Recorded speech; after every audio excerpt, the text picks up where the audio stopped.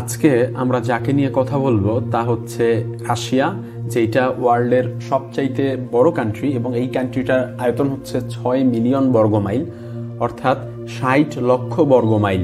আমরা যদি আমাদের বাংলাদেশের সাথে এটা তুলনা করি, বাংলাদেশের আয়তন হচ্ছে 56,000 বর্গমাইল। 56,000 বর্গমাইল এবং 60 লক্ষ বর্গমাইল, এই দুইটা সংখ্যাকে কম্পেয়ার করলেই বোঝা যায় যে আসলে রাশিয়া দেশটা কত বড়। আজকে আমরা রাশিয়ার ভৌগোলিক অবস্থা নিয়ে আলোচনা করব এবং রাশিয়া আজকে যে এত বড় একটা দেশে পরিণত হয়েছে এইটার পিছনে কার মতবাদ সবচেয়ে বেশি কাজ করেছে, কে সর্বপ্রথম একটা মতবাদ দেয় এবং সেই মতবাদের উপর ভিত্তি করেই পৃথিবীর বুকে আজকে এত বড় একটা রাশিয়া আমরা দেখতে পাচ্ছি, সেইটা আমরা জানবো।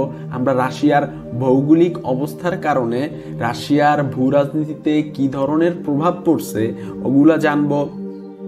রাশিয়া শুধুমাত্র তার এই ভৌগোলিক অবস্থার কারণেই অন্যান্য দেশের সাথে কি ধরনের ডিপ্লোমেসি মেইনটেইন করে সেগুলা জানবো। রাশিয়া কেন ক্রিমিয়া দখল করলো, রাশিয়া কেন ইউক্রেনকে অ্যাটাক করলো এবং একটা ওয়ার্ম ওয়াটার পোর্ট রাশিয়ার জন্য কতটা গুরুত্বপূর্ণ, রাশিয়া কেন আর্কটিক সাগরে তার সৈন্য সংখ্যা বা সামরিক শক্তি বাড়াচ্ছে, কেন রাশিয়া আর্কটিক সাগর নিজেদের নিয়ন্ত্রণে নিতে চায়, ভবিষ্যতে এইটা নিয়ে রাশিয়ার পরিকল্পনা কি এবং ভবিষ্যতে রাশিয়ার পরাশক্তি হওয়ার সম্ভাবনা কতটুকু, এই সব কিছুই আমরা আজকে আমাদের এই পর্বে জানবো। তো শুরুতে আমরা একটু রাশিয়ার ইতিহাসটা একটু জানবো খুবই শর্টে, যে রাশিয়া কিভাবে এত বড় একটা দেশ হলো এটা জাস্ট সংক্ষেপে আমরা একটু জানার চেষ্টা করব। আমরা একটু গুগল আর্থ ম্যাপে ফিরে যাই এটা জানার জন্য। আমরা এই যে সবুজ যেই জায়গাটা দেখতে পাচ্ছি এই পুরোটাই হচ্ছে রাশিয়া। রাশিয়ার ম্যাপটা যদি আরেকবার আমি একটু দেখাই, এই যে হচ্ছে পুরোটা রাশিয়ার ম্যাপ এবং গুগল আর্থে দেখা যাচ্ছে এই যে ডান পাশে সাগরের এই বাম পাশ থেকে একদম এই যে আমার কারসরটা যেইখানে এই পর্যন্ত হচ্ছে রাশিয়ার সীমানা, আর নিচে এই যে সবুজ জায়গাটা এই পুরো অংশটাই হচ্ছে রাশিয়া। তো প্রথমে আমরা একটু ইউক্রেনের দিকে যাই। রাশিয়ার সাথে বর্ডার শেয়ার করে এইরকম একটা দেশ হচ্ছে ইউক্রেন। আমরা যদি ইউক্রেনের দিকে যাই, এই হচ্ছে ইউক্রেন, হলুদ কালি দিয়ে আমি দেখাচ্ছি ইউক্রেন। এখন এই ইউক্রেনে এইখানে কিয়েভ শহর রয়েছে, যেটা এখন হচ্ছে ইউক্রেনের রাজধানী। এই কিয়েভ শহরকে ঘিরে নবম শতাব্দীতে এইখানে এই যে একটা নদী বয়ে গেছে, এই নদীটার নাম হচ্ছে নিপার নদী, যেটা এখানে ব্ল্যাক সি, এই ব্ল্যাক সিতে এসে মিলিত হয়েছে। তো নবম শতাব্দীতে এই কিয়েভ শহরকে ঘিরে নিপার নদীর পাশে পূর্ব স্লাভিক গোত্রের কিছু মানুষজন বসবাস করা শুরু করে নবম শতাব্দীর দিকে। তো তখন তারা এইখানে বসবাস করা শুরু করলো, ঠিক আছে, ভালো কথা। কিন্তু 1300 শতাব্দীর দিকে বা ওই টাইমটাতে আমরা জানি যে মঙ্গোলিয়ানদের পুরো পৃথিবীতে একটা জয় জয়কার ছিল এবং মঙ্গোলিয়ানরা কোনো দেশ দখল করতে চাইলে তারা সেইটা খুব সহজেই দখল করতে চাইতো, মানে পারতো, কারণ তারা ভয়ঙ্কর যোদ্ধা বা দুঃসাহসিক যোদ্ধা হিসাবে তখন পরিচিত ছিল। তো একইভাবে মঙ্গোলিয়ানরা এই কিয়েভ শহরটাকেও আক্রমণ করে পূর্ব দিক থেকে এবং দক্ষিণ দিক থেকে কিয়েভ শহরকে আক্রমণ করে। তো তখন স্বাভাবিকভাবেই এই কিয়েভ শহরে পূর্ব স্লাভিক গোত্রের যেই মানুষজন বসবাস করত তারা তখন শিফট করে হচ্ছে মস্কোতে, যেটা এখন রাশিয়ার রাজধানী। তো তারা মস্কোতে মোটামুটি শিফট করে, ভালো কথা। কিন্তু এই মস্কোতে যেই কারণে তারা শিফট করেছিল সেইটা সমস্যা সমাধান হয়ই না, বরং আরো বাড়ে। তখন তাদেরকে চারদিক থেকে মস্কোতে আক্রমণ করা শুরু করে অন্যান্য অঞ্চলের মানুষ। তো তখন তাদের সর্বপ্রথম, এটা আবার বলতেছি 1300 সালের কথা, এইখানে কিয়েভে নবম শতাব্দী, আর নবম শতাব্দী মানে একটু বলে নেই, নবম শতাব্দী মানে হচ্ছে 800 থেকে 900 বছর, এর মানে 800 থেকে 900 বছরের আগ পর্যন্ত এইটা হচ্ছে নবম শতাব্দী। আর 1300 শতাব্দী হচ্ছে 1200 থেকে 1300 সালের আগ পর্যন্ত। তো 1300 শতাব্দীতে তারা এই দিকটা শিফট করে কিয়েভ থেকে, মানে ইউক্রেনের রাজধানী থেকে মস্কোতে শিফট করে, যেটা এখন রাশিয়ার রাজধানী। তো এরপর তারা যেই সমস্যার কারণে মস্কোতে গিয়েছিল সেইটা সমাধান হয় না। তো তখন 1533 সালে তাদের প্রথম জার ইভান দ্য টেরিবল, আর আরেকটা কথা একটু বলা উচিত, সেইটা হচ্ছে জার ওয়ার্ডটা, এই জার হচ্ছে রাশিয়ার সম্রাটদের বলা হতো জার। তো 1533 সালে জার ইভান দ্য টেরিবল তিনি সর্বপ্রথম একটা ডক্ট্রিন বা মতবাদ দেয়, যেটা হচ্ছে যে অ্যাটাক অ্যাজ ডিফেন্স, মানে হচ্ছে আক্রমণই সর্বশ্রেষ্ঠ প্রতিরক্ষা। মানে আমার যদি নিজেকে প্রতিরক্ষা করতে হয় তাহলে আমাকে আক্রমণ করে আগাইতে হবে। তিনি প্রথম এই মতবাদটা দেন। আমরা তাকে একটু যদি দেখার চেষ্টা করি,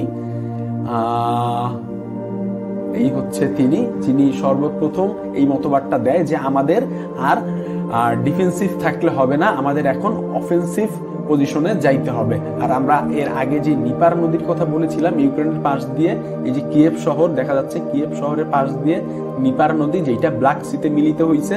তো এইখানেই হচ্ছে নবম শতাব্দীতে পূর্ব স্লাভিক গোত্রের, মানে রাশিয়ান বলতে আমরা যাদের বুঝি, তারা এই জায়গাটায় নবম শতাব্দীতে বসবাস করত। তো তখন মঙ্গোলিয়ানদের আক্রমণের কারণে তারা তখন রাশিয়াতে শিফট করে। এই হলো অবস্থা। তো ভালো কথা, তাদের জার যখন এই মতবাদটা দেয়, এরপরে রাশিয়ানরা আর অফেন্সিভ আর ডিফেন্সিভ পজিশনে তারা আর থাকে না, তারা তখন অফেন্সিভ পজিশন নেয়। মানে তারা তখন অন্যান্য অঞ্চল যেগুলা রয়েছে এগুলা দখল করতে চায় বা করে। তো এইখানে ধরে নেই আছে হচ্ছে মস্কো। তো তারা তখন আস্তে আস্তে সামনে আগাতে থাকে, মানে দখল করতে করতে। তো একটা পর্যায়ে তারা রাশিয়ার এই জায়গায় চলে আসে, এইখানে একদম কাজাখস্তানের বর্ডার পর্যন্ত। এইখানে আছে হচ্ছে রাশিয়ার উরাল পর্বতমালা, যেটা বিশাল একটা পর্বতমালা। আমরা যদি উরাল পর্বতমালার দিকে একটু তাকাই, উরাল পর্বতমালা যদি দেখি, এইটাই হচ্ছে রাশিয়ার সেই উরাল পর্বতমালা। তো এইখানে এই পর্বতমালাটা কিন্তু মোটামুটি বিশাল একটা পর্বতমালা, যেটা বিস্তীর্ণ অনেকটা। রাশিয়ার একদম উত্তরের এই যে আর্কটিক সি, এইখান থেকে শুরু করে একদম কাজাখস্তানের বর্ডার পর্যন্ত এই পর্বতমালার সীমানা। তো এখন আমরা আরেকটা ওয়ার্ডের সাথে একটু পরিচিত হই, সেটা হচ্ছে ন্যাচারাল ডিফেন্স। কারণ জিওপলিটিক্স বোঝার ক্ষেত্রে ন্যাচারাল ডিফেন্স খুবই গুরুত্বপূর্ণ একটা বিষয়। ন্যাচারাল ডিফেন্স কি জিনিস?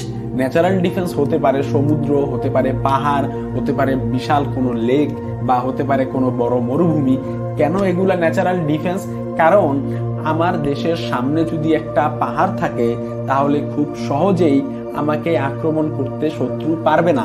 কারণ আমাকে যদি তার আক্রমণ করতে হয় তাহলে তার পাহাড় পার হয়ে দেন আমাকে আক্রমণ করতে আসতে হবে।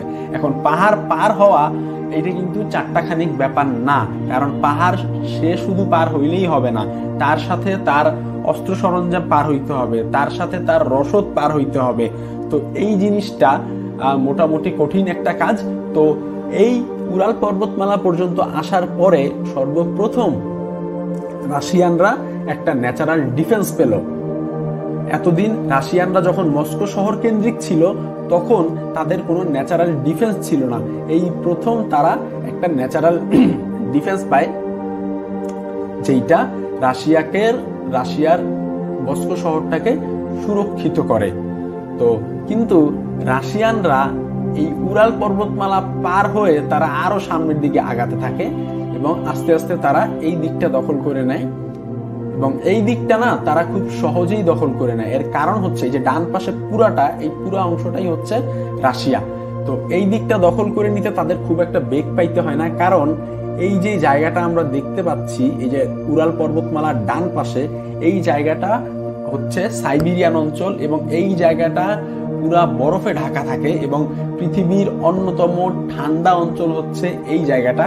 এই জায়গায় বেঁচে থাকাই মোটামুটি বলা হয় যে অসম্ভব, কারণ টেম্পারেচার অনেক কম থাকে। তো যেহেতু বৈরী আবহাওয়া, তার মানে এইখানে মানুষজনও থাকবে কম, আর মানুষজন যদি কম থাকে তার মানে এইটাও খুব স্বাভাবিক রাশিয়ানরা এই অঞ্চলটা খুব সহজেই দখল করে নিতে পারবে এবং এইটা দখল করতে তাদের খুব একটা বেগ পাইতে হবে না। এইটা খুবই একটা স্বাভাবিক একটা ব্যাপার। তো ঠিক তাই হয়, রাশিয়ানরা এই পুরা অঞ্চলটা দখল করে নেয়। এখন আগের যেই রাশিয়া শুধুমাত্র এইটুক রাশিয়া ছিল, এই যে মস্কো রাশিয়া ছিল, মানে মস্কো কেন্দ্রিক, মস্কোর এই জায়গাটা রাশিয়া ছিল, সেই রাশিয়া এখন বিশাল একটা অংশ জুড়ে রাশিয়া হয়। এই হচ্ছে রাশিয়া। আমরা সমুদ্রের ওই পাশে চলে গেছি, যাই হোক এই হচ্ছে বিশাল যে জায়গাটা দেখতে পাচ্ছি, এইটা হচ্ছে রাশিয়া। এখন আমি এই জিনিসগুলো একটু মুছে দিই। এই হচ্ছে রাশিয়া। আমরা যদি আরেকটা কথা, এই ডান পাশে এই যে আমি যেই সাইবেরিয়ান অঞ্চল দেখালাম, এই সাইবেরিয়ান অঞ্চলকে বলা হয় far east Siberia, far east Russia.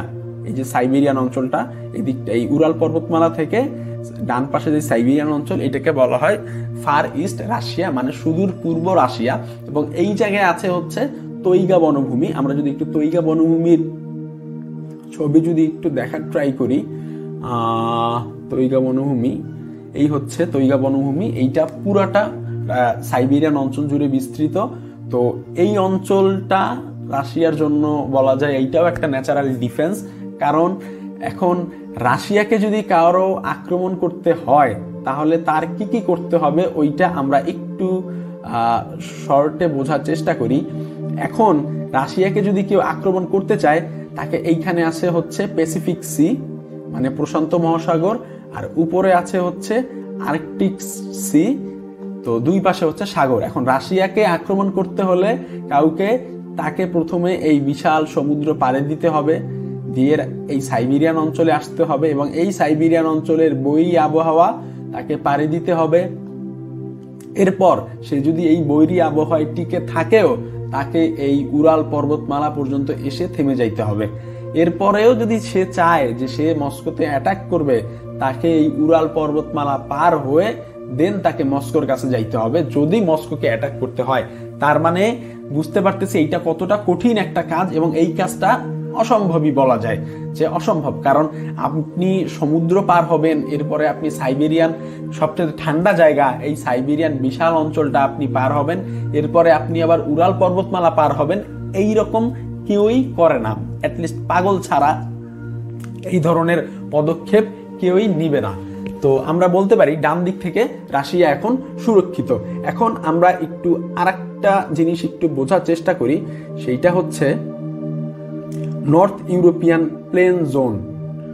এই জিনিসটা যদি একটু বোঝার চেষ্টা করি, তাহলে সেইটা হচ্ছে, তাহলে আমরা কি দেখলাম, ডান পাশে দিয়ে রাশিয়াকে আক্রমণ করা পসিবল না, কারণ ডান পাশে রাশিয়া, ডান পাশে এবং উপরের দিকে রাশিয়া হচ্ছে ন্যাচারাল ডিফেন্স পেয়ে গেছে।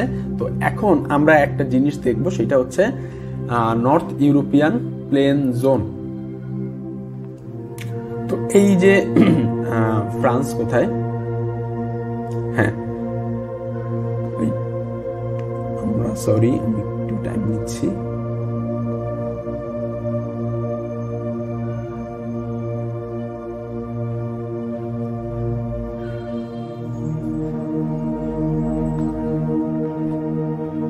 এই যে আমার ফ্রান্স থেকে এদিকটা হয়ে একদম ফিনল্যান্ড, এবং এই দিকে আছে উরাল পর্বতমালা কাজাখস্তানের বর্ডার পর্যন্ত। এই দিকে যেই পুরো যেই জায়গাটা, এই জায়গাটাকে বলে হচ্ছে যে এই যে ফ্রান্স থেকে একদম ফিনল্যান্ড হয়ে নিচের দিকে আসবে, এবং এইখানে এই যে ত্রিভুজের মতো যে জায়গাটা দেখা যাচ্ছে, এই জায়গাটাকে বলা হয় যে নর্থ ইউরোপ প্লেন জোন। মানে হচ্ছে নর্থ ইউরোপের সমতল ভূমি। আর এই জায়গাটা ত্রিভুজটা না, এইখানে একটা ত্রিভুজের মতো দেখা যাচ্ছে, এবং এইটাকে পিৎজার একটা স্লাইসের মতো করেও চিন্তা করা যায়, যদিও এইখানে ত্রিভুজটা খুব একটা বোঝা যাচ্ছে না, কারণ এই যে আমরা যেই 3D জিনিসটা দেখতেছি, তো এই জন্য এটা হচ্ছে প্লেন কার্ভ, মানে তো এই জন্য এইখানে ত্রিভুজটা ঠিকভাবে বোঝা যাচ্ছে না। আমরা এটার একটা ছবি দেখি, তাহলে এটা ভালোভাবে বুঝতে পারবো। এই ফ্রান্স থেকে এই যে পুরো কমলা জায়গাটা দেখা যাচ্ছে ফিনল্যান্ড হয়ে, এবং এই জায়গায় কাজাখস্তান, এই পুরো যে জায়গাটা দেখা যাচ্ছে, এইটাকে বলা হয় নর্থ ইউরোপিয়ান প্লেন জোন বা নর্থ ইউরোপের সমতল ভূমি। এই পুরো জায়গাটাতে তেমন কোনো পাহাড় টাহাড় নাই এবং সমতল ভূমি বলা যায়। এখন এই জায়গায় সবচাইতে, মানে এই যেই পিৎজার স্লাইস বলি বা আমরা যে ত্রিভুজ বলি, এই জায়গার সবচাইতে সরু যেই জায়গা, সেই জায়গাটা রয়েছে হচ্ছে আমার পোল্যান্ডে। পোল্যান্ডের এই জায়গাটা আমি বলতেছি, পোল্যান্ডের এই জায়গাটা হচ্ছে সবচাইতে সরু জায়গা, মাত্র 300 মাইল। এটা হচ্ছে মাত্র 300 মাইল। এবং আর যত রাশিয়ার এই ডান পাশে কিন্তু পুরোটা রাশিয়া, এটা কিন্তু আমরা একটু মাথায় রাখি। তো ডান পাশে যত আমি যেতে থাকবো তত এইটার এই যে 300 মাইল এইটা আস্তে আস্তে বাড়তে থাকে, এবং একটা সময় এইটা 2000 মাইল, আচ্ছা কাজাকিস্তানের বর্ডার পর্যন্ত চলে গেছি, এইটা 2000 মাইল পর্যন্ত হয়ে যায়। এটা মোটামুটি 2000 মাইল পর্যন্ত হয়ে যায়। তো এখন এইখানে একটা খুব স্বাভাবিক একটা চিন্তা যে আমি যদি রাশিয়ার শাসক হই তাহলে আমার কি মানে আমি কোন জায়গাটা আমার নিয়ন্ত্রণে রাখার চেষ্টা করব, এইখানের এই মানে কোন জায়গায় শত্রুপক্ষকে আমি ডিফেন্ড করার চেষ্টা করব, এই যে 2000 মাইলের এই জায়গাটা নাকি মাত্র 300 মাইলের এই জায়গাটা? অবশ্যই অ্যান্সারটা হবে যে 300 মাইলের এই জায়গাটা, কারণ 2000 মাইলের এইখানে ডিফেন্ড করা আমার জন্য কঠিন হবে 300 মাইলের চাইতে। তো পোল্যান্ডের এই জন্য এই যে 300 মাইলের যেই করিডোরটা, এইটা রাশিয়ার জন্য খুবই ইম্পর্টেন্ট। তো রাশিয়া চায় হচ্ছে পোল্যান্ডের এই জায়গাটাকে নিয়ন্ত্রণ করতে, কারণ এই জায়গায় যদি সে নিয়ন্ত্রণ করতে পারে তাইলে তারা এই যে 2000 মাইল, এই 2000 মাইল তারার কি বলে ডিফেন্ড করা লাগবে না। সত্য মানে কি বলে বহিঃশক্তি পরাশক্তি যদি আসে রাশিয়াকে অ্যাটাক করতে, সে যদি পোল্যান্ডের এই জায়গায় যদি সে থামায়া দেয় তাহলে তারার এই যে এইখানে যে 2000 মাইলের মতো বিশাল একটা জায়গা, এইটা মানে প্রস্থের দিক দিয়ে 2000 মাইল, এইটা আর তার ডিফেন্ড করতে হবে না। তো আর এইখানে কিন্তু উপরে আছে আমরা দেখতে পাচ্ছি বাল্টিক সি, তার মানে উপরে একটা সাগর আছে, আর সাগর মানেই হচ্ছে এটা একটা ন্যাচারাল ডিফেন্স। তো গেল। তো এই জন্য পোল্যান্ডে এই যে নর্থ ইউরোপিয়ান প্লেন জোন, এইখানে পোল্যান্ড একটা গুরুত্বপূর্ণ জায়গা রাশিয়ার জন্য, এবং কারণ এই জায়গাটা হচ্ছে সবচেয়ে সরু। তো এই ছিল এই নর্থ ইউরোপিয়ান প্লেন জোনে বলার কথা। আমরা একটু অ্যান্টি ক্লকওয়াইজ একটু ঘোরাতে থাকি। আমরা তো দেখলাম যে নর্থ ইউরোপিয়ান প্লেন জোনটা আমরা দেখলাম, এবং এইখানে পোল্যান্ড করিডোরটা দেখলাম, এইখানে উরাল পর্বতমালা দেখলাম, এইদিকে তৈগা বনভূমি দেখলাম বা সাইবেরিয়ান অঞ্চল দেখলাম, ডান পাশে আছে সাগর, প্যাসিফিক সি বা প্রশান্ত মহাসাগর, উপরে হচ্ছে আর্কটিক সি, এগুলো সবই কিন্তু ন্যাচারাল ডিফেন্স। এখন আরেকটা এই যে রোমানিয়ায় কিন্তু সবুজ করে কিছু জিনিস দেখা যাচ্ছে কিনা আমি জানি না, তো আমার এইখানে দেখা যাচ্ছে আর কি। তো রোমানিয়ায় এই যে সবুজ যে জায়গাটা দেখা যাচ্ছে, আমি হলুদ কালি দিয়ে মার্ক করতেছি, এইখানে আছে হচ্ছে কার্পেথিয়ান পর্বতমালা, তো যেইটা বামে বাঁক নিয়ে আবার পাহাড়ের রূপ নিছে। কি পাহাড়ের রূপ নিছে এইটা আপাতত আমার মনে নাই। তো এই রোমানিয়ার এই জায়গাটা, রোমানিয়া কান্ট্রিটার এই জায়গাটা হচ্ছে মানে আছে হচ্ছে কার্পেথিয়ান পর্বতমালা। কারণ পাহাড় আমরা আগেই জেনে নিছি বা আগেই আমরা বলছি যে পাহাড় হচ্ছে ন্যাচারাল ডিফেন্স হচ্ছে পাহাড়। তো ন্যাচারাল ডিফেন্স সে পেয়ে গেল এই পাহাড়ের মাধ্যমে, কার্পেথিয়ান পাহাড়ের মাধ্যমে। তো কার্পেথিয়ান পাহাড় এইখানে আমরা দেখলাম। এবার যদি আমরা আরেকটু বামে মানে অ্যান্টি ক্লকওয়াইজ আরেকটু যদি যাই তাহলে আমরা দেখব এইখানে আছে হচ্ছে জর্জিয়া, এবং এই জর্জিয়ার এই জায়গায় আছে হচ্ছে, আচ্ছা আমরা কার্পেথিয়ান পাহাড়ের একটু ছবিটা আমরা একটু দেখি, দেখা যায় কিনা। এই হচ্ছে কার্পেথিয়ান পর্বতমালা, এটা কিন্তু বিশাল পর্বতমালা, এবং এইটা রাশিয়াকে ন্যাচারাল ডিফেন্স দিছে। ওই যে রোমানিয়ায় যেই জায়গাটা আমরা দেখালাম এইটাই হচ্ছে সেই রোমানিয়ার কার্পেথিয়ান পর্বতমালা। তো এই পর্বতমালা ও রাশিয়াকে একটা ন্যাচারাল ডিফেন্স দিছে, কারণ কারো আক্রমণ করতে হইলে রাশিয়াকে অবশ্যই এই কার্পেথিয়ান পর্বতমালা পার হয়ে তাকে আক্রমণ করতে হবে, যেটা কঠিন একটা কাজ। আমরা আগেই এই নিয়ে কথাবার্তা বলছি। তো আমরা আবার আমাদের ম্যাপে যাই। কার্পেথিয়ান পর্বতমালার পরে এইখানে আছে হচ্ছে জর্জিয়া। এই জর্জিয়ার এইখানে আরেকটা পর্বতমালা আছে যেটাকে বলা হয় ককেশাস পর্বতমালা। এইটাও রাশিয়াকে একটা ন্যাচারাল ডিফেন্স দিছে, কারণ এই উপরে এই পুরো অংশটা হচ্ছে রাশিয়া। তো এই দিক থেকে রাশিয়াকে যদি কারো আক্রমণ করতে হয়, তার এই যে ককেশাস পর্বতমালা এইটা তাকে পার হইতে হবে। তো এইটা একটা কঠিন কাজ। এবং বাম পাশে আছে হচ্ছে ব্ল্যাক সি, আর ডান পাশে আছে হচ্ছে ক্যাসপিয়ান সি। তার মানে দুই দিকে সাগর, আবার মাঝখানে আবার আছে হচ্ছে ককেশাস পর্বতমালা। আমরা একটু ককেশাস পর্বতমালার ছবি দেখি। এই হচ্ছে ককেশাস পর্বতমালা, দেখেই বোঝা যাচ্ছে যে বিশাল একটা পাহাড় মানে পর্বতমালা। তো এই পর্বতমালা পার হইতে হইলে যে কাউকেই খুব একটা বেগ পাইতে হবে। তার মানে রাশিয়া এই দিক থেকেও ন্যাচারাল ডিফেন্স রাশিয়া পেয়ে গেছে। এই যে জর্জিয়ার এই জায়গাটা ন্যাচারাল ডিফেন্স, বাম পাশে হচ্ছে ব্ল্যাক সি আর ডান পাশে এই যে সাগরটা দেখা যাচ্ছে এইটা হচ্ছে ক্যাসপিয়ান সি বলা হয় এই জায়গাটাকে। তো এই দুই দিক দিয়েও ন্যাচারাল ডিফেন্স। এখন আমরা পুরো জিনিসটা একটু দেখি আসলে রাশিয়া কোথায় কোথায় ন্যাচারাল ডিফেন্স রাশিয়া পেয়েছে। আমরা আরেকবার একটু এই পুরো জায়গাটা একটু দেখার চেষ্টা করি।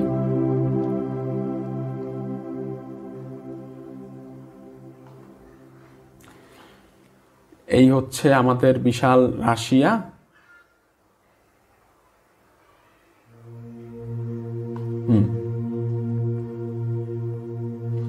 এইদিকে আছে হচ্ছে প্যাসিফিক সি। আমি হলুদ কালি দিয়ে যা যা দেখাবো এটি হচ্ছে ন্যাচারাল ডিফেন্স রাশিয়ার জন্য, ঠিক আছে। তো এইদিকে হচ্ছে আর্কটিক সি। এইখানে আছে হচ্ছে উরাল পর্বতমালা, যেটা কাজাকিস্তানের বর্ডার পর্যন্ত বিস্তৃত, এবং এই পুরো জায়গাটা হচ্ছে সাইবেরিয়ান অঞ্চল গেল। এরপরে বাম পাশে যে নর্থ ইউরোপিয়ান প্লেন জোন, এইখানে পোল্যান্ডের এইখানে আছে হচ্ছে একটা করিডোর, সরু একটা জায়গা যেটা মাত্র 300 মাইল, এবং পোল্যান্ডের পরে এইখানে আছে হচ্ছে ধরে নেই রোমানিয়া। এই রোমানিয়া আছে হচ্ছে কার্পেথিয়ান পর্বতমালা, এবং এই যে এইখানে ব্ল্যাক সি এবং ক্যাসপিয়ান সি এর মাঝখানে এই জায়গাটায় আছে হচ্ছে ককেশাস পর্বতমালা। এইখানে ব্ল্যাক সি এইখানে ব্ল্যাক সি আর এইখানে হচ্ছে ক্যাসপিয়ান সি। এখন যদি আমরা একটু দেখি রাশিয়াকে, তাহলে বুঝবো যে রাশিয়া চারদিক থেকেই মোটামুটি রাশিয়ার এইখানে আছে ধরে নেই হচ্ছে মস্কো শহরটা, একটু অন্য কালিতে দেখাই।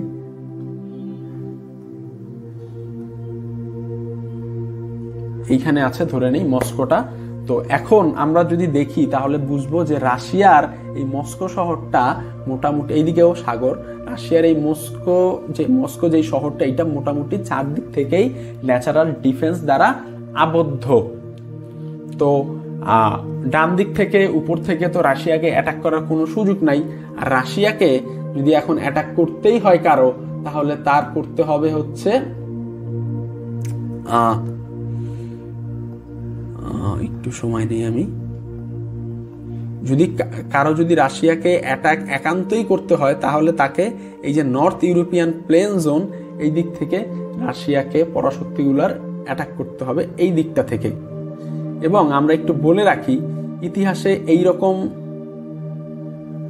এই দিকটা যদিও পোল্যান্ড করিডোর এইখানে, বা পোল্যান্ড করিডোর না হোক, যদি এইখানে 300 মাইলের একটা সরু একটা জায়গা আছে, পোল্যান্ডের ছোট্ট একটা করিডোর 300 মাইলের রয়েছে, ভালো কথা।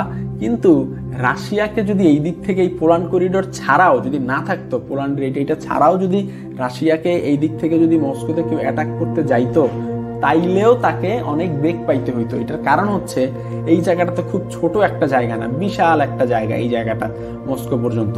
এখন কাউকে যদি এই জায়গা দিয়ে যেতে হয় তাকে বিশাল একটা পথ পাড়ি দিতে হবে। তার সৈন্য সংখ্যার সাথে তার সৈন্যর যে সরঞ্জাম যুদ্ধের ওগুলা তার সাথে নিতে হবে, মানে সৈন্যদের সাথে ওগুলাও যাইতে হবে, রসদ যাইতে হবে।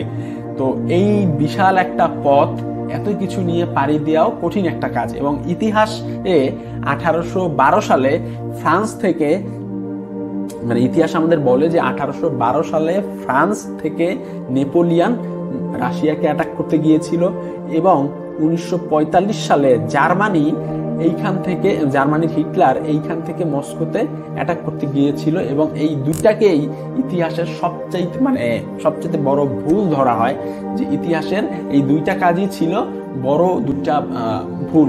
নেপোলিয়ানের ফ্রান্স থেকে রাশিয়াতে যাওয়ার যে চেষ্টাটা, এবং জার্মানির হিটলারের জার্মানি থেকে মস্কোতে যাওয়ার যেই ব্যাপারটা, এই দুইটা ব্যাপারই ইতিহাসে দুইটা বড় ভুল হিসাবে ধরা হয়। এতক্ষণ আমরা রাশিয়ার ভৌগোলিক অবস্থা জানলাম, কারণ এই ভৌগোলিক অবস্থা সামনে আমার রাশিয়াকে নিয়ে বিভিন্ন প্রশ্নের উত্তর বুঝতে সহযোগিতা করবে। আগের পর্বে আমরা রাশিয়ার ভৌগোলিক অবস্থা সম্পর্কে জেনেছিলাম, এই পর্বে হচ্ছে আমরা রাশিয়ার ভূ রাজনীতি সম্পর্কে জানব। তার আগে আমরা দুইটা বিষয়ের সাথে একটু পরিচিত হই। একটা হচ্ছে প্রণালী কি জিনিস, আর একটা হচ্ছে সমুদ্র পথে এক্সেস একটা দেশের জন্য কতটা গুরুত্বপূর্ণ, বা বাণিজ্যের জন্য কেনই সমুদ্র পথকে উৎকৃষ্ট মনে করা হয়। সবার প্রথমে প্রণালী কি এই জিনিসটা আমরা একটু জানি। প্রণালী হচ্ছে একটা সমুদ্র হঠাৎ করে একটা জায়গায় এসে শুরু হয়ে গেছে, একটা সমুদ্র হঠাৎ করে একটা জায়গায় এসে শুরু হয়ে গেছে, বিশাল সমুদ্র যেটা হঠাৎ করে একটা জায়গায় এসে শুরু হয়েছে এবং এরপরে আবার বিস্তৃত হয়ে গেছে। এই যে জায়গাটা শুরু, এই জায়গাটাকেই বলা হয় প্রণালী। প্রণালীকে যদি আরো সহজ করে একদম বলা যায় তাহলে সেইটা হচ্ছে খাল। প্রণালী মানে খাল, সোজা বাংলা কথা। এখন এই যে প্রণালী, এর দুই পাশে তো অবশ্যই দেশ আছে। এখন এই দুই পাশে যেই দেশ আছে এরা যদি চায় তাহলে কিন্তু এই যে সরু জায়গাটা এইটার উপরে প্রভাব বিস্তার করতে পারে, বা তারা যদি বলে যে এই জায়গায় দিয়ে কোনো কিছু যেতে পারবে না, কোনো নৌযান যেতে পারবে না, কোনো জাহাজ যেতে পারবে না, কোনো পণ্য যাওয়া আসা করতে পারবে না, তাহলে কিন্তু সমুদ্রের এই পাশে যেই দেশগুলা রয়েছে এবং এই পাশে যেই দেশগুলা রয়েছে তাদের মাঝখানে কিন্তু কোনো ধরনের বাণিজ্য হবে না, কোনো ধরনের যোগাযোগ হবে না। তো এইটা বড় একটা জিনিস প্রণালী। প্রণালীর উপর আধিপত্য একটা দেশের অনেক বড় একটা পাওয়ার। তো এই হচ্ছে প্রণালী। এখন আমরা জানবো হচ্ছে সমুদ্রপথ কেন একটা দেশের জন্য গুরুত্বপূর্ণ, সমুদ্রপথে অ্যাক্সেসটা বা বাণিজ্য কেন সমুদ্রপথেই বেশিরভাগ সময় করাকে ভালো মনে করা হয়। কারণ হচ্ছে একটা জাহাজ যখন সমুদ্রপথে চলে, মানে বাণিজ্যিক জাহাজ যেগুলা, এগুলাতে কিন্তু হাজার হাজার কন্টেইনার কিন্তু থাকে, টনকে টন জিনিস নিয়ে একটা জাহাজ চলাচল করে। তো রাস্তায় বা স্থলপথে আপনি কিন্তু এই টনকে টন জিনিস নিয়ে আপনি চলাচল করতে পারবেন না। আর যদি করতে যান তাহলে আপনাকে অনেকগুলো ট্রাক, 100, 200, 300, 400, 500 ট্রাক আপনাকে হয়তো বা তারও বেশি হতে পারে, এতগুলা ট্রাক লাগবে এই জিনিসগুলা নিতে। তো এইটা কিন্তু খুব একটা প্র্যাকটিক্যাল কথা হইল না। আপনি 500টা ট্রাক নিয়ে বা 1000টা ট্রাক নিয়ে আপনি লাইন বাই লাইন আপনি যাবেন একটা দেশের বর্ডার দিয়ে। তো একটা দেশের বর্ডার দিয়ে যদি আপনি জানো তাহলে তো আপনার উপরে ট্যাক্স আরোপ করা হবে। তো ওই ট্যাক্সগুলা তো আপনাকেই দিতে হবে, আপনার দেশকেই দিতে হবে। তো এইটা কিন্তু একটা খরচের ব্যাপার স্যাপার আছে। আর তার উপরে হচ্ছে টাইম হচ্ছে এইখানে বেশি লাগবে, সমুদ্র পথের চাইতে স্থলপথে টাইম বেশি লাগবে। আর টাইম যদি বেশি লাগে তাহলে আপনার ইনকাম করতেও বেশি সময় লাগবে। মানে আপনি যত তাড়াতাড়ি একটা জায়গায় পণ্য পৌঁছাতে পারবেন তত তাড়াতাড়ি আপনাকে তারা টাকা দিবে, যত দেরিতে আপনি পৌঁছাবেন জিনিসপত্র তত দেরিতে আপনাকে টাকা দেয়া হবে। তো টাকা পয়সার একটা ব্যাপার স্যাপার এখানে আছে। আর টাকা পয়সা যদি আপনার পাইতে দেরি হয় তার মানে হচ্ছে আপনার ইকোনমি একটু পিছায় গেল আপনার দেশের। ঠিক আছে, তো দুইটা জিনিস আমরা বুঝলাম, যে একটা হচ্ছে সময় কম লাগে আর একটা হচ্ছে টাকা পয়সার যে বিষয় এইটা, আর একটা হচ্ছে সহজ। কারণ একটা জাহাজে আপনি টনকে টন আপনি জিনিস নিয়ে যেতে পারবেন, যেইটা আপনার যানবাহন বা স্থলপথে যেটা নিয়ে যাওয়া কঠিন একটা কাজ। ঠিক আছে, তো এই জন্যই আদিকাল থেকে আসলে সমুদ্রপথকেই বাণিজ্যের জন্য বাছাই করা হতো। এই হচ্ছে ব্যাপার। তো দুইটা জিনিস আমরা জানলাম, একটা হচ্ছে প্রণালী কি আর একটা হচ্ছে সমুদ্রপথকে কেন প্রায়োরিটি দেয়া হয় বাণিজ্যের ক্ষেত্রে। তো সর্বপ্রথম আমরা যেহেতু রাশিয়া নিয়ে কথাবার্তা বলতেছি, তো আমরা দেখব যে রাশিয়ার জন্য একটা ওয়ার্ম ওয়াটার পোর্ট কতটা গুরুত্বপূর্ণ রাশিয়ার জন্য, এবং শুধুমাত্র একটা ওয়ার্ম ওয়াটার পোর্ট বা একটা উষ্ণ বন্দরের জন্য রাশিয়া বা নামক একটা দেশ কি কি করতে পারে বা কতটা হিংস্র হতে পারে। তো সেইটা আমরা দেখব, বা অস্তিত্বের প্রশ্ন যখন আসে তখন একটা দেশ আসলে কতটা হিংস্র হইতে পারে এই জিনিসগুলা আমরা একটু আস্তে আস্তে দেখার চেষ্টা করব। আমরা সবার প্রথমে আমরা যেহেতু এইখানে অতটা বোঝা যাবে না, আমরা আর একটা ম্যাপ নেই। এই যে ম্যাপ, এখন এই ম্যাপটাকে আমরা যদি একটু বুঝতে চাই তাহলে আমি একটা কালি নিলাম। রাশিয়ার একদম ডানে এটা হচ্ছে জাপান, এবং এই জায়গাটায় রয়েছে হচ্ছে রাশিয়ার ভ্লাদিভস্টক পোর্ট। এইরকম একটা জায়গায় রয়েছে ভ্লাদিভস্টক পোর্ট। এই পোর্টটা আর একটা কথা যেটা বলা আমি মিস করে ফেলছি, সেটা হচ্ছে একটা পোর্ট হইলেই কিন্তু ওইখানে জাহাজ ভিড়তে পারবে না, কারণ একটা জাহাজ যেহেতু হাজার হাজার কন্টেইনার নিয়ে একটা জাহাজ চলাচল করে, তার মানে ওই জাহাজটা অবশ্যই কোন লঞ্চের সাইজের হবে না, বিশাল একটা জাহাজ হবে। তো মানে ওই জাহাজের সাইজটা অনেক বড় হবে। তো আপনার যদি গভীরতা, মানে যেই জায়গায় আপনি ভিড়াবেন ওই জায়গার গভীরতাও কিন্তু অনেক বেশি হইতে হবে। কম গভীর হলে ওই জায়গায় আপনার জাহাজ ভিড়তে পারবে না। এই হচ্ছে একটা ব্যাপার। তো আমরা এই ভ্লাদিভস্টক যেই পোর্ট, এই পোর্টটার একটু বলি। এই পোর্টটা নিয়ে, এটা হচ্ছে রাশিয়ার পূর্ব দিকের একটা পোর্ট, যেই পোর্টটা জাপান সাগরে এইখানে রয়েছে, মানে জাপান সাগর ডান পাশে রয়েছে এই পোর্টটার, জাপান সাগর। তো ভ্লাদিভস্টক এই যে পোর্টটা, এইটা বছরের 4 মাস হচ্ছে বরফে ঢাকা থাকে। তার মানে 4 মাস এইটা দিয়ে রাশিয়া কোনো বাণিজ্য করতে এইটা পারে না। তারপরে সেকেন্ড কথা হচ্ছে, জাপান কিন্তু আমেরিকার হচ্ছে বন্ধু, আর রাশিয়ার আমেরিকা হচ্ছে চিরশত্রু। রাশিয়া, আমি যদি ভুল না করে থাকি, রাশিয়া 2016 সালে আমেরিকাকে হচ্ছে একদম মানে লিখিতভাবে তাদের যেই ফর্মাল যেই বিষয়গুলা, এতে একদম লিখিতভাবে বলে দেয় রাশিয়া যে আমেরিকা হচ্ছে আমাদের বহিঃশত্রু। তো আপনি মুখে বলা এক জিনিস যে আমেরিকা আমাদের শত্রু বা আমেরিকার সাথে আমরা কোনো সম্পর্ক রাখবো না, এইটা মুখে বলা এক জিনিস, এবং লিখিতভাবে আপনি ওইটা সাইন করা ওইটা আরেক জিনিস। তো রাশিয়া 2016 সালে এই কাজটাই করে, সে আমেরিকাকে বহিঃশক্তি হিসাবে চিহ্নিত করে বা বহিঃশত্রু হিসাবে চিহ্নিত করে। তো এই জায়গা দিয়ে যদি তার বের হইতে হয় রাশিয়াকে, তাহলে তার কিন্তু জাপান সাগর, এটা হচ্ছে জাপান সাগর, আমি এই যে আরো যেই জায়গাটা দেখাচ্ছি এটা কিন্তু পুরাটাই জাপান সাগর। তো জাপান সাগর দিয়ে তাকে বের হইতে হয়, আর এই জাপান সাগরের নিয়ন্ত্রণ আছে হচ্ছে জাপানের কাছে।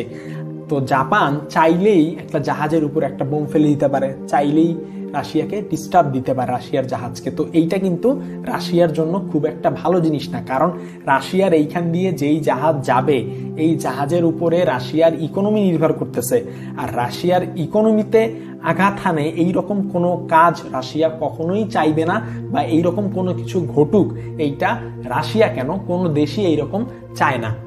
তো তার মানে এই ভ্লাদিভস্টক যেই পোর্টটা, এই পোর্টটা আমার ফেল করলো। এরপরে আর একটা জায়গায় আমরা যাব, সেইটা হচ্ছে রাশিয়ার উত্তর পশ্চিম দিকে, যে এই রকম কোন একটা জায়গায় ধরে নেই রয়েছে হচ্ছে সেন্ট পিটার্সবার্গ পোর্ট, এইরকম কোন একটা জায়গায়। তো এইরকম কোন একটা জায়গায় রয়েছে সেন্ট পিটার্সবার্গ পোর্ট। এই পোর্টটার দিয়ে যদি রাশিয়াকে বের হইতে হয়, ও আরেকটা জিনিস, সেইটা হচ্ছে এই যে জায়গাটা সাগর, এইদিকে এই সাগরের কিন্তু কোনো কাজ নাই, কারণ এইটা হচ্ছে আর্কটিক সি, এইখানে পুরোটা হচ্ছে বরফে ঢাকা। এই দিকটা যেই পোর্টটা ছিল ভ্লাদিভস্টক, এই পোর্টটাও ফেল করলো। এখন বাম দিকে আমরা আসছি, সেইটা হচ্ছে সেন্ট পিটার্সবার্গ পোর্ট।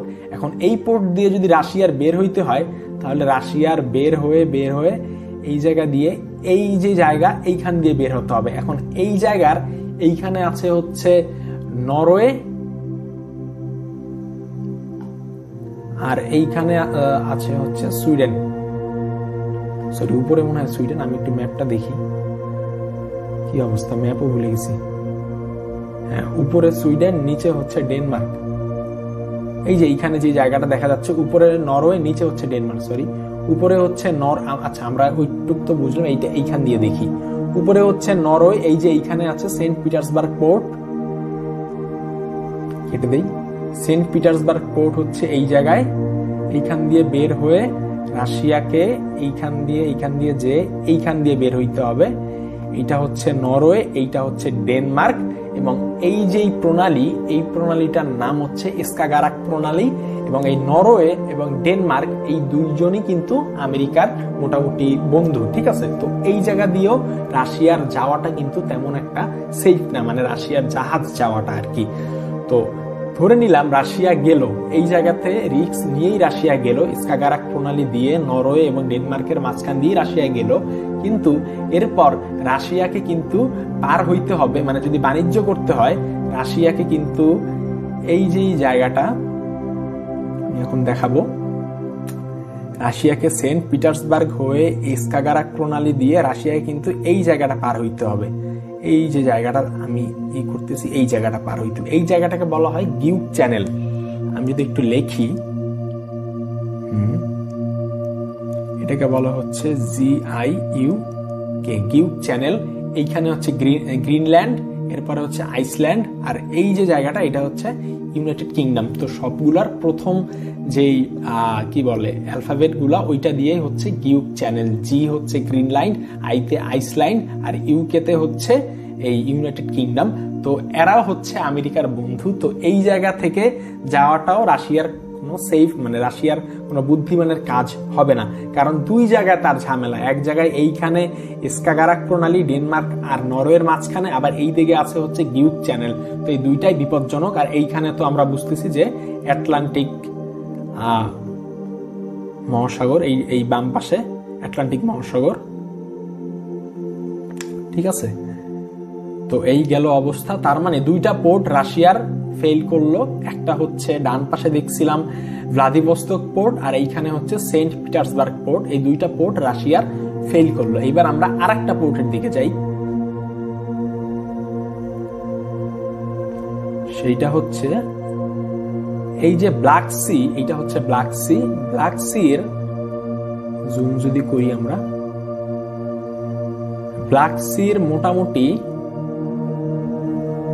এইরকম একটা জায়গায় রাশিয়ার আছে হচ্ছে, এই যে দেখাই যাচ্ছে নভোরিস্ক পোর্ট। নভোরিস্ক পোর্ট আরেকবার একটু যদি জুম করি, আর একটু আমি, নভোরোসিস্ক পোর্ট, এই যে এই জায়গাটায় লেখাই আছে এখানে যে নভোরোসিস্ক পোর্ট। আচ্ছা, এখন এই যে পোর্টটা, এই পোর্টটার সমস্যা হইল এই জায়গাটা গভীর না, মানে তুলনামূলক কম গভীর। একটা পোর্ট মানে রাশিয়ার মতো একটা দেশের বাণিজ্য করার জন্য যেই পোর্ট লাগে ওই রকম একটা পোর্ট যতটা গভীর হওয়া দরকার, এই পোর্টটা, এই যে নভোরোসিস্ক পোর্ট, এই পোর্টটা তেমন একটা গভীর না। তো এইটা রাশিয়ার জন্য বড় একটা সমস্যা। তো রাশিয়া কি করে, 2014 সালে রাশিয়া এইখানে একটা পোর্ট আছে যেটা ক্রিমিয়া, এই জায়গাটার নাম হচ্ছে ক্রিমিয়া, যেটা ইউক্রেনের কি বলে একটা রাজ্য ছিল একটা সময়। এই ক্রিমিয়াকে, এই সেভাস্তোপোলের জন্য ক্রিমিয়াকে আক্রমণ করে বসে, কারণ এই পোর্টটা গভীর, এবং এই পোর্টটা যদি সে পায় তাহলে সে কিন্তু এইখান দিয়ে ব্ল্যাক সিতে অ্যাক্সেস পাবে। এটা হচ্ছে ব্ল্যাক সি পুরাটা, এখান দিয়ে অ্যাক্সেস পেয়ে সে এইখানে ইস্তাম্বুলের এইখানে আছে হচ্ছে তার কি বলে এটাকে বসফরাস প্রণালী, এইখান দিয়ে সে কিন্তু ওয়ার্ল্ডের সাথে বাণিজ্য করার একটা রাস্তা পেয়ে যায়। আর একটা ইনফরমেশন দিয়ে রাখি, বিশ্ব বাণিজ্যের 80% হয় হচ্ছে সমুদ্রপথে, ঠিক আছে। তো এই সেভাস্তোপোল পাওয়ার জন্য সে ক্রিমিয়াকে 2014 সালে মানে দখল করে নেয়। কিন্তু এইখানে একটা কথা আছে, রাশিয়া মানে অবৈধভাবে দখল করলেও সে এইটার একটা বৈধতা দেখায়। কি বৈধতা দেখায়? রাশিয়ার যেই সংবিধান, এইখানে বলা আছে যে রুশ ভাষাভাষী কোনো মানুষ যদি কোনো দেশে অত্যাচার কিংবা অবিচারের শিকার হয় তাহলে সেই দেশের অভ্যন্তরীণ বিষয়ে রাশিয়া হস্তক্ষেপ করতে বাধ্য থাকিবে, বা রাশিয়া কি বলে হস্তক্ষেপ করবে, এরকম একটা ব্যাপার স্যাপার তারা তাদের সংবিধানে বলে দিছে। তো এই যে ক্রিমিয়া যেই জায়গাটা, এই যে ক্রিমিয়া, এই ক্রিমিয়াতে রুশ ভাষাভাষী মানুষজন আছে, এবং রাশিয়া আক্রমণ করে এইটাই বলে যে এইখানে আমাদের রুশ ভাষাভাষী মানুষজন আছে, তারা অত্যাচারিত হচ্ছে, তো এই জন্য আমরা ক্রিমিয়া অ্যাটাক করছি। আসলে ঘটনা তো অন্য, রাশিয়া সেভাস্তোপোলটাকে রাশিয়ার দরকার, এই জন্য রাশিয়া অ্যাটাক করছে। তো এইটা হচ্ছে ব্যাপার স্যাপার, যে এইখানে কোনো কেউ কাউকে অধিকার দেওয়ার জন্য কোনো অ্যাটাক ট্যাটাক করে নাই। সে হচ্ছে রাশিয়ার দরকার একটা পোর্ট, সেই পোর্টটা সে পেয়ে গেছে। তো এই জন্যই হচ্ছে সে এখন যেই কাজটা করছে ওইটার বৈধতা দেওয়ার জন্য বা ওইটার বৈধতা জাহির করার জন্য সে ওয়ার্ল্ডে এই ধরনের কথাবার্তা বলে বেড়াচ্ছে যে সে তার রুশ ভাষাভাষী মানুষজনকে সে ওইখানে বাঁচাইতে গেছে। তো এইরকম হয় ওয়ার্ল্ডে, এগুলা চলে খেলাধুলা। যাই হোক, তো আর এই যে ক্রিমিয়া কিন্তু এই যে ক্রিমিয়া যেটা দখল করছে, এই ক্রিমিয়া কিন্তু ইউক্রেনের অংশ। এবং ইউক্রেন এইখানে, এই যে ইউক্রেন দেখা যাচ্ছে এই যে পাশে, এই যে এইখানে মোটামুটি ইউক্রেন আছে। ইউক্রেন 2000, এই যে কিয়েভ অঞ্চলটা, ইউক্রেনের রাজধানী আর কি কিয়েভ। ইউক্রেন 2000 কত সালে, ইউক্রেন 2002 সাল থেকে মোটামুটি সে তৎপরতা চালাচ্ছে যে সে কি হবে, ন্যাটোর সে কি হবে, মেম্বার হবে। 2002 সাল থেকে সে এই ধরনের কাজ করে বেড়াচ্ছে যে ন্যাটোর তার মেম্বার হইতে হবে। তো এইটা তো রাশিয়া কখনোই চাইবে না, কারণ রাশিয়ার সবচেয়ে বড় শত্রু হচ্ছে আমেরিকা, এবং রাশিয়া কখনোই চাইবে না যে আমেরিকা রাশিয়ার খুব কাছাকাছি অবস্থান করে। কারণ ইউক্রেন যদি আমেরিকার ন্যাটোর, আমরা জানি যে ন্যাটোর নেতা হচ্ছে আমেরিকা বলা চলে। তো ন্যাটোর যদি মেম্বার হয় ইউক্রেন, অবশ্যই ইউক্রেনে আমেরিকার সৈন্য ওরা আসবে। আর রাশিয়ার খুব কাছাকাছি আমেরিকার সৈন্য আসুক, এইটা রাশিয়া কখনোই চাইবে না। যার কারণে রাশিয়া আগে ভাগেই ক্রিমিয়াটারে দখল করে নিছে। কারণ ক্রিমিয়ার এইখানে আছে হচ্ছে সিভাস্তোপোল, যেটা একমাত্র পোর্ট রাশিয়ার, যেটা দিয়ে রাশিয়া খুব ভালোভাবে বাণিজ্য করতে পারে। মানে একটা ওয়ার্ম ওয়াটার পোর্ট হচ্ছে এই সিভাস্তোপোল। তো এই গেল অবস্থা। আর আরেকটা বিষয় যে এখন এখানে প্রশ্ন আসতে পারে যে ইউক্রেন যদি ন্যাটোর মেম্বার হয় তাহলে আমেরিকার সৈন্য কেন এইখানে আসবে, বা ন্যাটোর সৈন্যরা কেন এইখানে আসবে। এখন ন্যাটো যখন প্রতিষ্ঠা হয়েছিল তখন ন্যাটোর আর্টিকেল 5-এ একটা কথা বলা ছিল যে ন্যাটোর কোনো সদস্যর উপরে যদি কোনো ধরনের আক্রমণ আসে তাহলে সেইটা ন্যাটোর পুরো সদস্যের, মানে ন্যাটোর যতগুলো মেম্বার আছে সবার উপরে আক্রমণের শামিল, এবং সবাই তখন ওইটা প্রতিরোধ করার চেষ্টা করবে। তো রাশিয়ার এই ভয়টাই ছিল যে যদি এইখানে যদি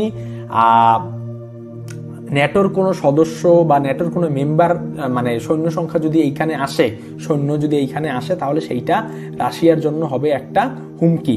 ঠিক আছে, তো তখন রাশিয়া এই যে সিভাস্তোপোল বা রাশিয়ার এইখান থেকে আমরা দেখলাম যে রাশিয়ার শুধুমাত্র একটাই অ্যাক্সেস, সেইটা হচ্ছে মানে ওয়ার্ল্ড সমুদ্র পথের, সেইটা হচ্ছে এই যে ব্ল্যাক সি। এইটা দিয়েই রাশিয়া একমাত্র সে ওয়ার্ল্ডের সাথে সমুদ্র পথে বাণিজ্য করতে সে ভালোভাবে পারে আর কি। তো এই হচ্ছে বিষয়। আর আরেকটা বিষয় সেইটা হচ্ছে রাশিয়া কিন্তু এই যে এইখানে যে তুর্কি দেখা যাচ্ছে, এই টার্কি কিন্তু ন্যাটোর মেম্বার, কিন্তু এরপরও কিন্তু রাশিয়া এই জায়গা দিয়ে যাতায়াত করার পরও টার্কি কিন্তু তেমন একটা, মানে তুর্কি তেমন একটা ডিস্টার্ব রাশিয়াকে করে না। এর কারণ হচ্ছে রাশিয়া এই যে তুর্কি যেই দেশটা, এই দেশটার সাথে মোটামুটি বন্ধুত্বপূর্ণ আচরণ করে, তেমন একটা গ্যাঞ্জাম করে না, কারণ গ্যাঞ্জাম করলে তার নিজেরই লস। এই যে ইস্তাম্বুলের মাঝখান দিয়ে গেছে হচ্ছে বসফরাস প্রণালী, এবং এই জায়গা দিয়ে যত জাহাজ যাবে সব জাহাজের উপরে তুর্কি নিয়ন্ত্রণ করতে পারবে, এইরকম একটা চুক্তি হয় 1936 সালে। যে মন্ট্রেক্স কনভেনশন নামে একটা চুক্তি আছে, যেটা মন্ট্রেক্স কনভেনশন 1936 নামে একটা চুক্তি আছে।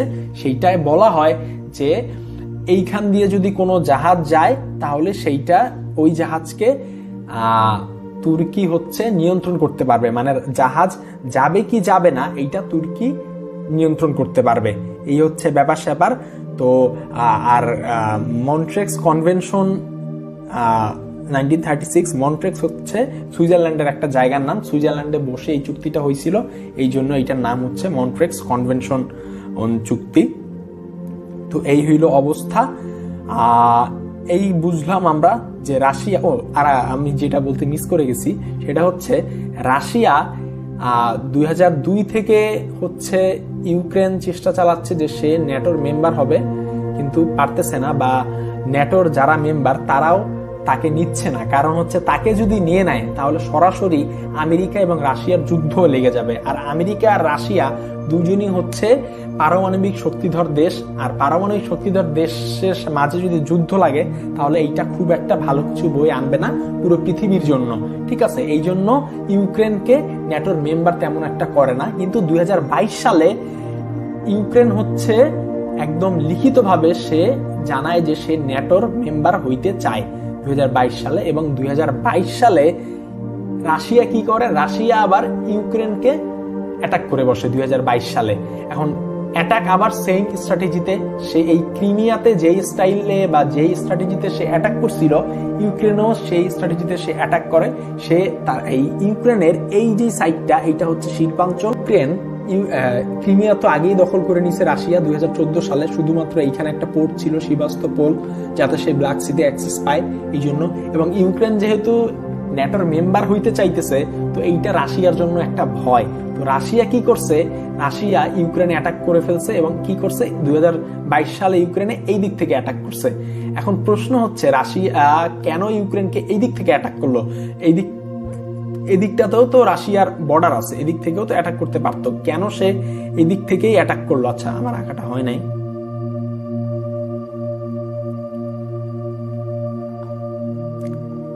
এই দিক থেকে অ্যাটাক করে ফেলছে রাশিয়া ইউক্রেনকে। কেন অ্যাটাক করছে এই দিক থেকে? এই দিক থেকেও তো অ্যাটাক করতে পারতো। ওই যে সেম স্ট্র্যাটেজি, রাশিয়ার সংবিধানে বলা আছে যে রুশ ভাষাভাষী কোনো মানুষজন যদি কোনো অত্যাচারিত হয় তাহলে ওই দেশের অভ্যন্তরীণ বিষয়ে আমরা হস্তক্ষেপ করতে বাধ্য থাকব। সেই কাজটাই রাশিয়া করে।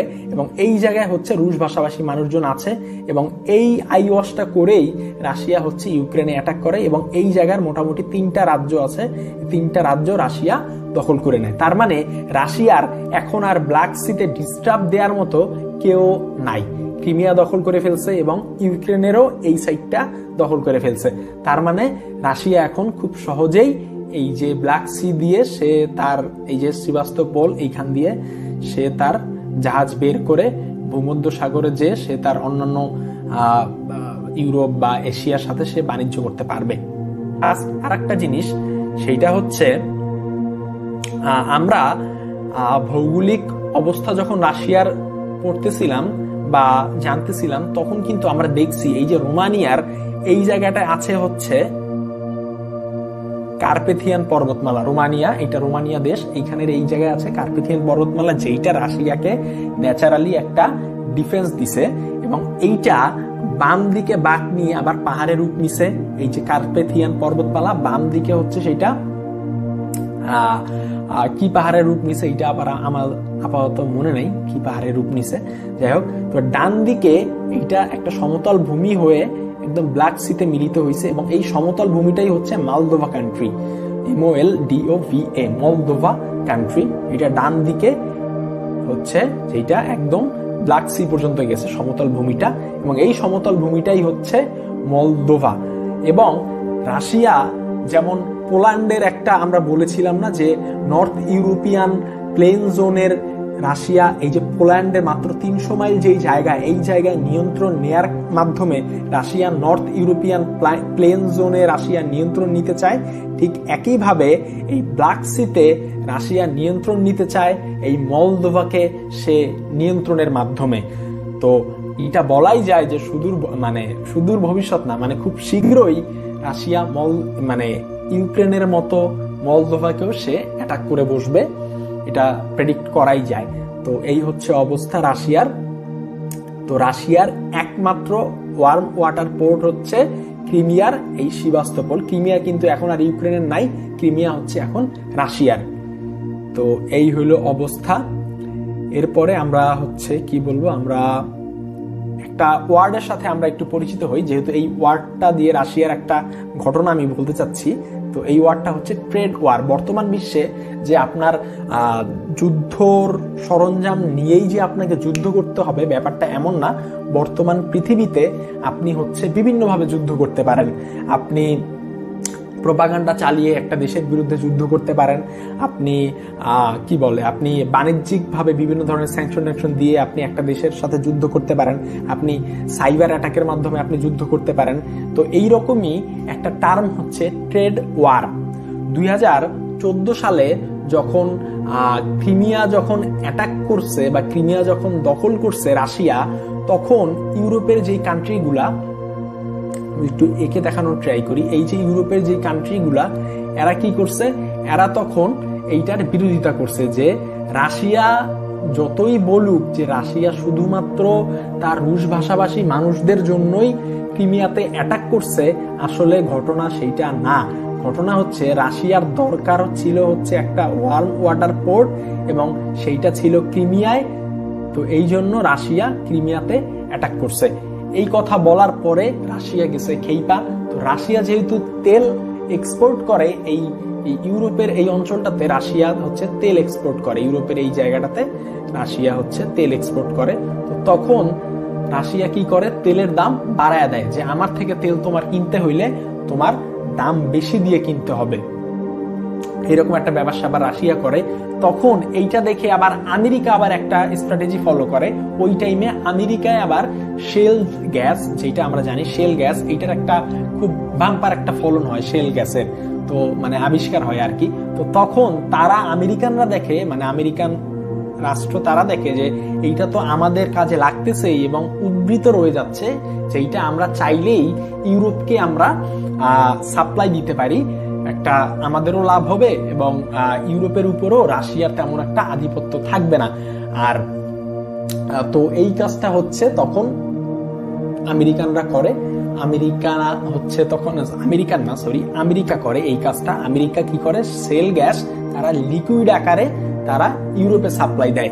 আমেরিকা কোথায় আমরা একটু যদি দেখার চেষ্টা করি, এই যে বাম পাশে আটলান্টিক মহাসাগর, এইটা পাড়ি দিয়ে দেন হচ্ছে এই হচ্ছে আমার আমেরিকা। বিশাল দূরে আসলে আমেরিকা রাশিয়ার থেকে, কিন্তু আমেরিকা আসলে রাশিয়ার থেকে খুব একটা দূরে না, যেটা আমরা সামনে জানতে যাচ্ছি। তো আগে এই জিনিসটা, ট্রেড ওয়ারটা আগে আমরা একটু শেষ করি। এই হচ্ছে ইউনাইটেড স্টেটস বা আমেরিকা, যেটার উপরে আছে কানাডা এবং নিচে আছে হচ্ছে মেক্সিকো। তো এই যে আটলান্টিক মহাসাগর পাড়ি দিয়ে তারা হচ্ছে এই ইউরোপে তারা শেল গ্যাস বা লিকুইড আকারের যেই গ্যাস, ওইটা তারা হচ্ছে সাপ্লাই দিবে। LPG, liquid petroleum, LNG, liquid natural gas, তারা হচ্ছে সাপ্লাই দিবে এই ইউরোপকে। তো তখন ইউরোপের যখন এইটা সাপ্লাই দেওয়া শুরু করছে, তখন রাশিয়া একটু নরম হয়েছে, কারণ রাশিয়ার থেকে যদি তেল না কিনে তাহলে তো রাশিয়ার লস হয়ে যাবে বা রাশিয়ার তখন তেলের দামটা কমে যাবে। আর একটা ইনফরমেশন দিয়ে রাখি, সেইটা হচ্ছে রাশিয়ার প্রতি ব্যারেল তেলের জন্য রাশিয়ার বিশাল একটা লস হয়ে যায়, যেটা রাশিয়ার ইকোনমিতে খুব বাজেভাবে একটা ইম্প্যাক্ট ফেলে। তো রাশিয়া তখন কি করে, রাশিয়া তখন বলে যে তোমাদের আমেরিকা থেকে তোমাদের তেল নেওয়ার তেমন একটা দরকার নাই, আমরাই তো তেল কম দামে বিক্রি করতেছি, তো তোমরা আমাদের থেকে তেল নাও।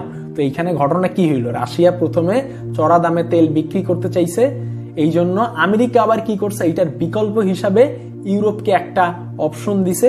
অপশন দেওয়ার পরে রাশিয়া আবার একটু, রাশিয়ার ভলিউমটা একটু কমে গেছে, মানে গলার স্বর একটু নিচু হয়ে গেছে। তো এইটাই হচ্ছে ট্রেড ওয়ার, যে এইখানে ট্রেড ওয়ারে আমেরিকা মোটামুটি বলা যায় জিতে গেছে। কারণ রাশিয়া যেটা চাইছিল যে ওইটা রাশিয়া পারে না, বাণিজ্যিক ভাবে রাশিয়াকে একটা কি বলে চিপায় ফালায় দেওয়া হয়েছে, সোজা বাংলা কথা আর কি। তো এই হচ্ছে ব্যাপার স্যাপার, এটা হয় 2014 সালের দিকে আর কি। তো এখন আমরা রাশিয়ার ভৌগোলিক আর একটা জিনিস একটু জানবো, যে জিনিসটা জানাটা আমি প্রয়োজন বলে মনে করি।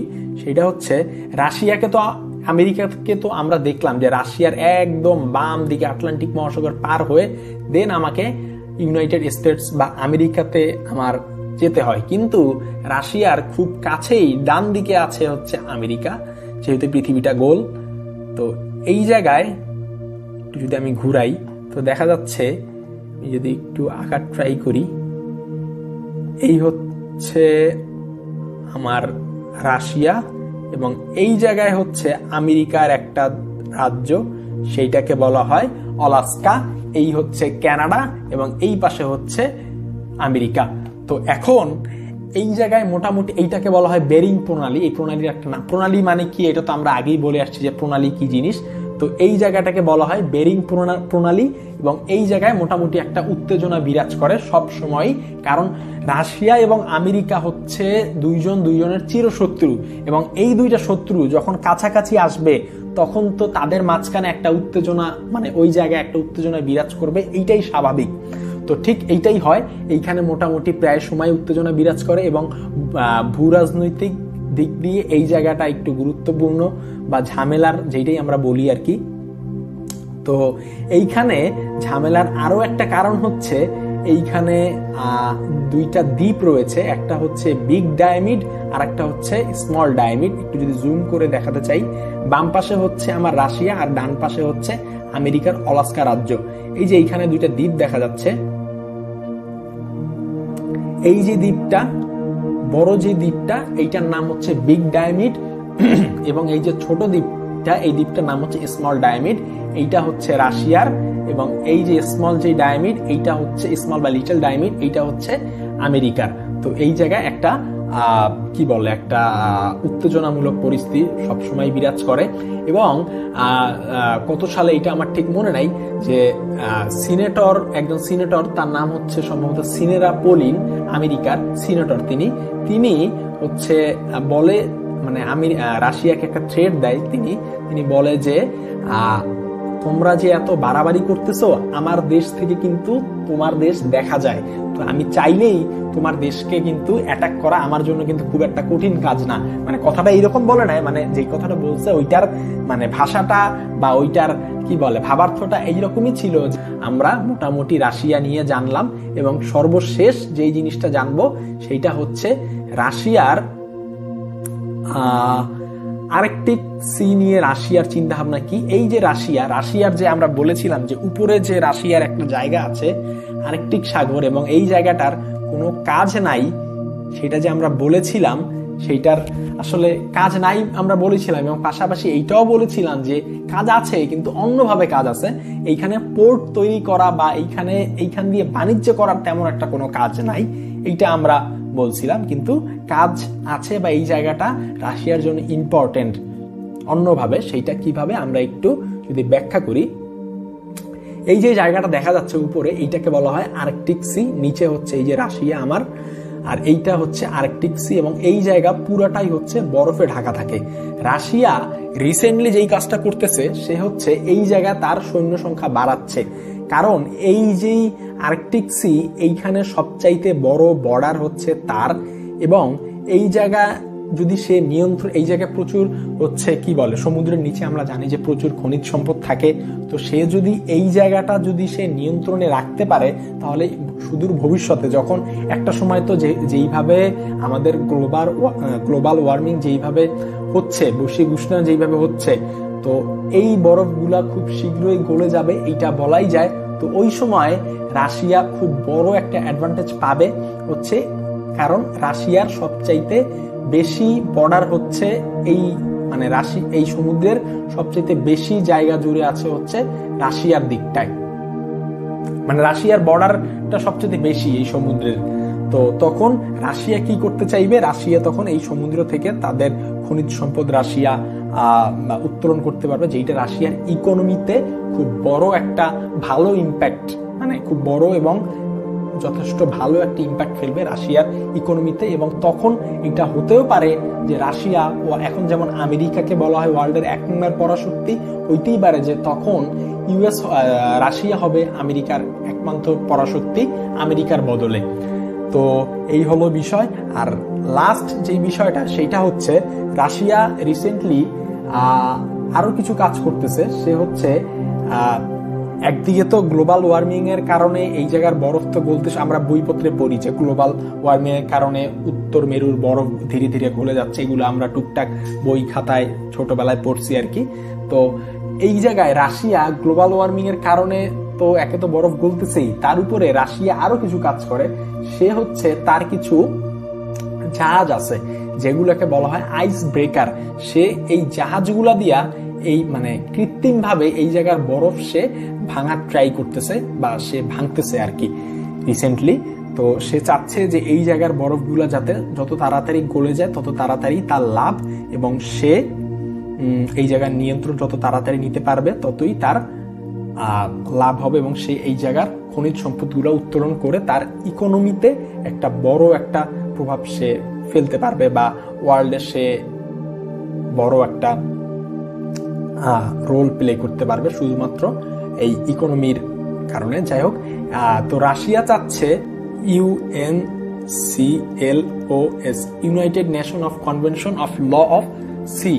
তো এইটার মতে আমার যদি সমুদ্র সীমা থাকে, সমুদ্র সীমা থেকে 200 নটিক্যাল মাইল পর্যন্ত যা যা থাকবে, মানে এই ল অনুযায়ী, ইউনিক্লস ল অনুযায়ী সমুদ্র সীমা থেকে 200 নটিক্যাল মাইল পর্যন্ত যা যা থাকবে সব আমার, মানে এইখানে পুরাটাই হচ্ছে আমার, যা যা পাবো আমি এই 200 নটিক্যাল মাইলের ভিতরে সব আমার দেশের।